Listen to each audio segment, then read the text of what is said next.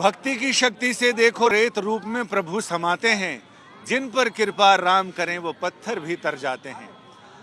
हम यहाँ पर अयोध्या की गली वीथियों में वैसा ही जमाना है।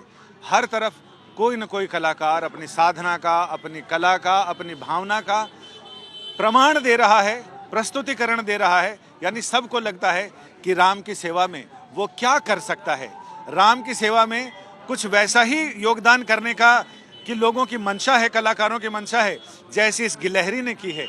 जब सेतु बन रहा था तो गिलहरी ने रेत अपने शरीर पर धारण करके और वो लगातार उसमें पुल बनाने में योगदान कर रही थी। और रामचंद्र जी ने जब उनको बहुत प्यार से अपने पास रखा और पूछा कि तुम्हारे योगदान से क्या होगा, तो इस गिलहरी का कहना था कि मेरी जो भूमिका है वो जब इतिहास लिखा जाएगा तो जोड़ने वालों में मेरी भूमिका होगी, तोड़ने वालों में नहीं। ऐसे ही जोड़ने वाले रूपेश यहाँ अयोध्या के इस लता चौक पर कलाकृति बना रहे हैं, जिसमें उन्होंने हनुमान जी बनाए हैं, रामचंद्र जी और गिलहरी और सेतुबंध और राम मंदिर, ये पिछले 2 दिनों में पूरा कर चुके हैं। अब ये कलाकृति आगे आकार ले रही है, बढ़ रही है, विस्तार ले रही है। इसमें गहराई नीचे की ओर जाती है लेकिन उभार ऊपर की ओर आता है। कुछ वैसे ही जैसे कटाव तो ये नीचे की ओर कर रहे हैं, ऊपर की आकृतियां उभरती हैं। रूपेश जी, आपसे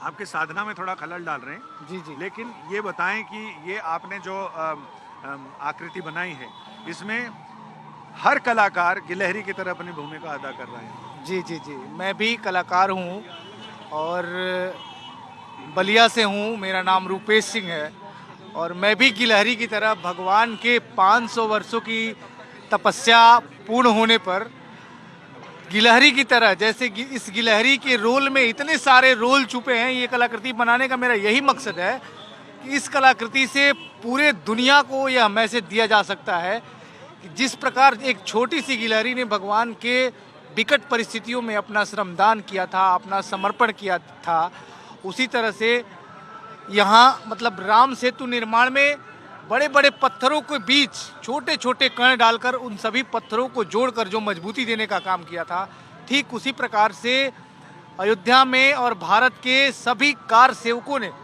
अपना बलिदान देकर, राम भक्तों ने अपना सहयोग और समर्पण देकर भगवान का दिव्य और भव्य मंदिर निर्माण में अपना सहयोग किया। अच्छा रूपेश भाई, अगर इधर से इस कलाकृति को देखें तो ये धार्मिक, आध्यात्मिक और सांस्कृतिक संदेश देती है जी। इधर से देखें तो ये राजनीतिक संदेश जी, देती है जी। कुछ लोग ये कह सकते हैं आपने धर्म में राजनीति भी डाल दी। नहीं नहीं, ऐसा ये तो यही समझाने का प्रयास कर रहा हूँ ना कि जैसे राम सेतु के निर्माण में उस कालखंड में 2 इंजीनियर हुआ करते थे, नल और नील।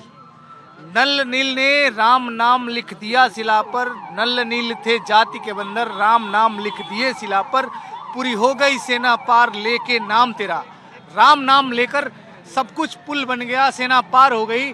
ठीक उसी तरह से राम के भक्त नल नील के रूप में राम के गुणगान करते हुए राम के मंदिर के निर्माण में हमारे प्रधानमंत्री जी और हमारे मुख्यमंत्री जी ने जो अपना शिल्पकारी निभाया है वो कहीं ना कहीं सराहनीय है। पिछले 500 सालों में क्यों नहीं भगवान राम अपने मंदिर में विराजमान हो जा रहे थे। इसलिए मैंने इनको, अब चाहे उसको राजनीतिक कह लीजिए, मैं कलाकार हूँ, अपनी भावना व्यक्त करने के लिए यह कलाकृति उकेरा हूँ।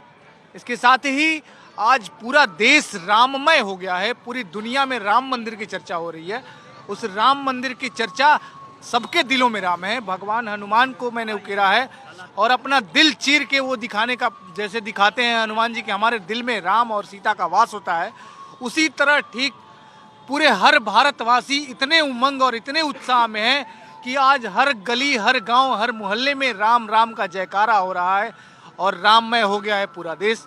यह दिखाने का प्रयास किया हूँ। पूरे दुनिया में राम मंदिर की चर्चा हो रही है। एक कलाकार हैं योगीराज अरुण, जिनकी कलाकृति वहाँ विराजमान है।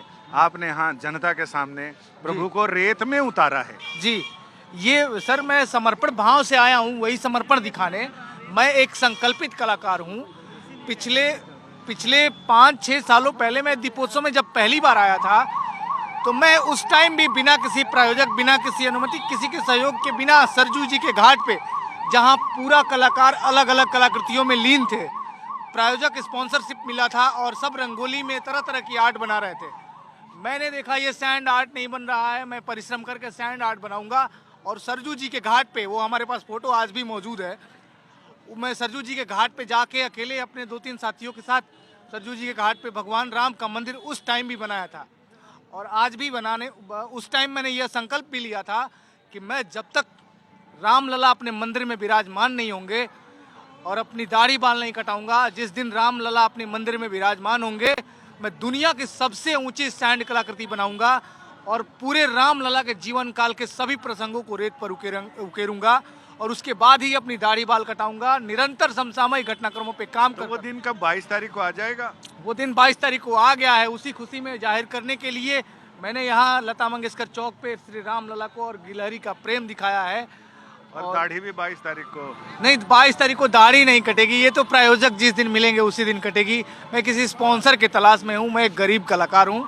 मेरे माँ बाप पेंट, पेपर और पेंसिल का खर्चा नहीं दे सकते थे, इसलिए मैंने सैंड आर्ट को सेलेक्ट किया था कि एक ही सैंड में हजारों कलाकृतियाँ बनाई और मिटाई जा सकती हैं, इसलिए मैंने सैंड आर्ट चुना और उसी में मैं बनाता रहा हूँ। और जिस दिन मेरा कोई प्रायोजक मुझे मिल जाएगा, कोई स्पॉन्सर मिल जाएगा, मैं निश्चित सबसे ऊंची सैंड आर्ट बनाना चाहेंगे आप?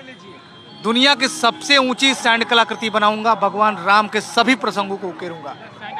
बहुत सारे लोगों के शुभ संकल्प और शिव संकल्प 22 जनवरी को पूरे हो रहे हैं, लेकिन रूपेश सिंह के शुभ संकल्प और शिव संकल्प तब तक पूरे नहीं होंगे जब तक इनकी आंखों ने जो सपना देखा है दुनिया की सबसे ऊंची सैंड कलाकृति यानी रेत से बनी हुई कलाकृति और उसमें रामायण के सारे प्रसंग न उकेर दें, तब तक राम काज कीने बिना मोहि कहाँ विश्राम। कैमरामैन अजय कुमार के साथ संजय शर्मा, श्री अयोध्या जी, आज तक।